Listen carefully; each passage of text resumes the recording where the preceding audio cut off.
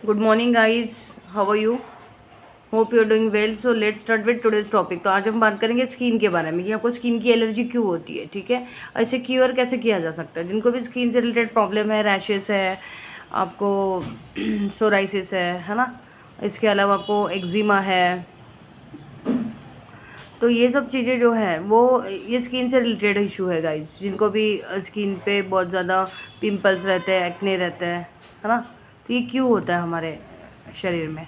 तो क्या खान पान हमने रखना चाहिए जिससे हमारे ये क्योर हो सके, ठीक है। तो पहले मैंने कल के वीडियो में भी मैंने बताया था कि आपको नमक कम कर देना है। नमक के साथ आपको दूध वाली चीज़ें नहीं लेनी है, चाय ले होगी या अपने दूध पी लिया, ठीक है। तो मिल्क के साथ में आपको नमक को नहीं लेना। अगर आप लॉन्ग टाइम तक अगर कोई कोई होता है ना कि मिल्क पी रहे हैं उसके साथ में कुछ खा रहे हैं, मतलब जैसे अगर चाय चाय के साथ में आप खाकरा खा रहे हो, नमक वाली चीज़ें खा रहे हो, नमकीन खा रहे हो कुछ, है ना, तो ऐसी नमकीन वाली चीज़ें नहीं खाना है, ठीक है। जिसमें नमक कम हो ऐसी चीज़ें आप खा सकते हो। या तो टी पीने के बाद में सुबह उठ के अगर आप एक बार टी पीते हो तो उसके थोड़ी देर में आपको ब्रेकफास्ट करना है। जो भी नमक वाली चीज़ें थोड़ी देर में खानी है।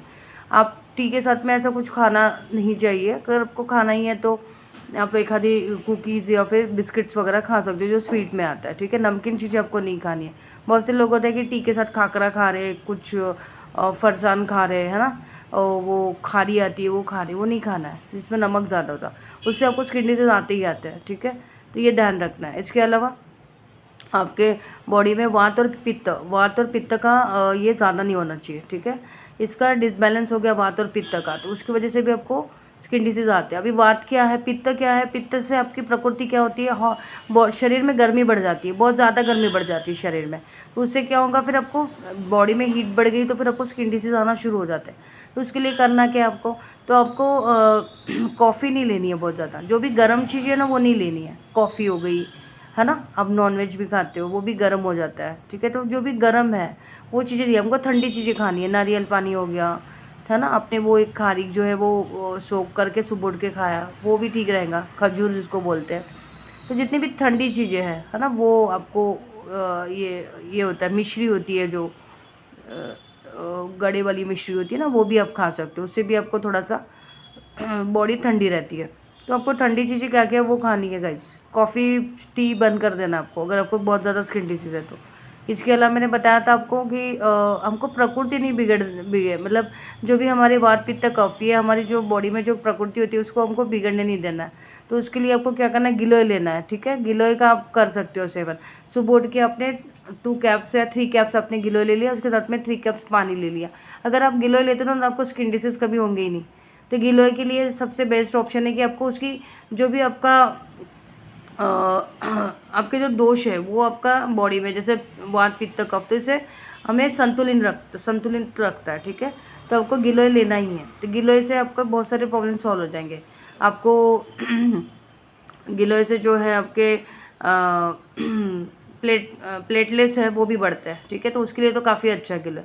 कभी कभी हमें कुछ ऐसी बीमारी हो जाती है, डेंगू जैसी बीमारी, तो उसके लिए प्लेटलेट्स की ज़रूरत पड़ती है। तो प्लेटलेट्स बढ़ाने के लिए भी आपको गिलोय का सेवन आप कर सकते हो, है ना।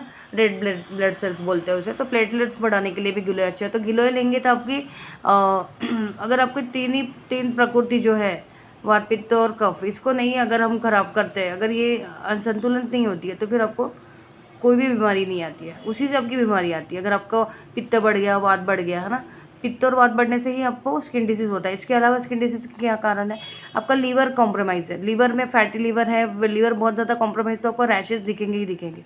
कहीं ना कहीं आपके बॉडी पे दाग धब्बे, काले दाग धब्बे होंगे ही होंगे, ठीक है। तो लीवर को एक बार चेक कर लेना, अगर कहीं लीवर तो कॉम्प्रोमाइज़ नहीं है, बहुत ज़्यादा टॉक्सिन्स तो नहीं भरे हैं बॉडी में। तो आपने उसके लिए क्या करना है, आपको डेली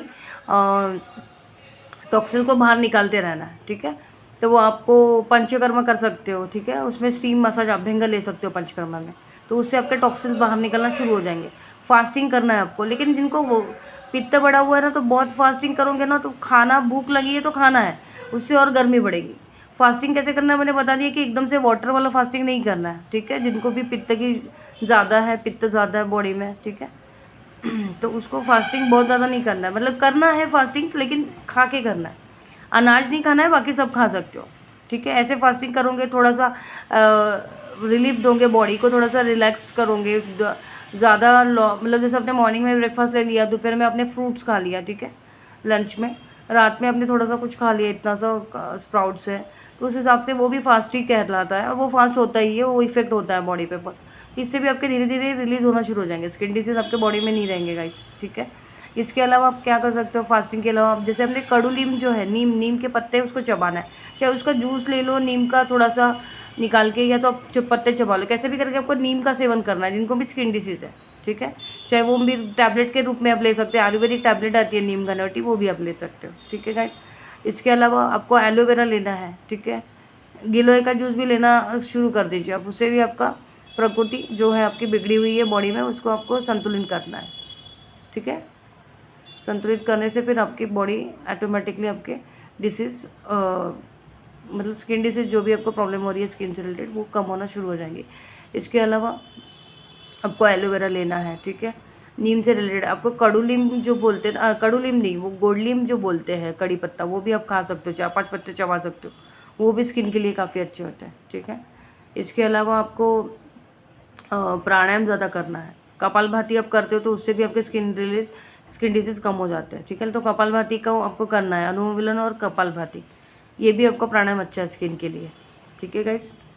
इसके अलावा आपको फास्टिंग बेस्ट है, फास्टिंग तो आपको करना ही करना है। देखिए आप फास्टिंग में आपको बहुत रिलीफ हो जाएगा, ठीक है।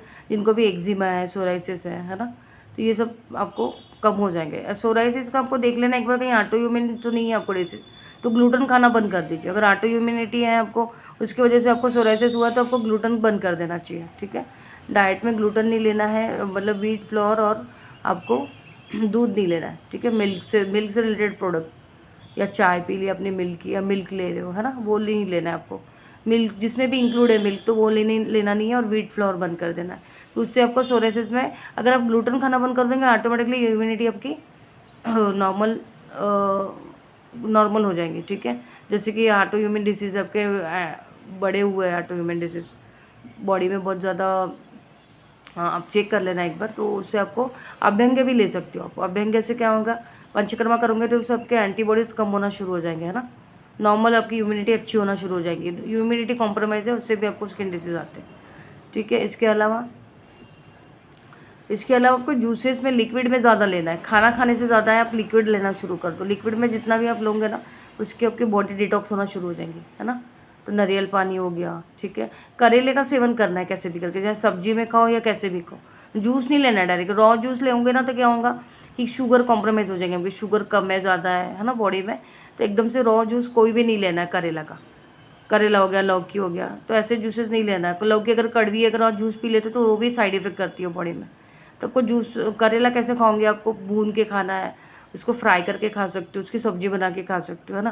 तो जितना कड़वी चीज़ें आप खाओगे ना, वो स्किन डिजीज़ के लिए काफ़ी रिलीफ हो जाएंगी, ठीक है। तो वही है, स्किन डिजीज़ हुआ कि हमें वात और पित्त का दोष अगर हमारा बिगड़ा हुआ है, इसलिए तो आपको कॉफ़ी बंद कर देनी है। जितने भी गर्म चीज़ें, जिससे हमारी बॉडी गर्म हो रही है, बहुत हीट चीज़ें, ऐसे कोई होता है ना, कोई गर्म चीज़ें हम लोग खाते हैं, तो वो कम कर देना आपको, ठीक है। तो चलो गाइस, मिलते हैं नेक्स्ट वीडियो में। See you later, take care, bye.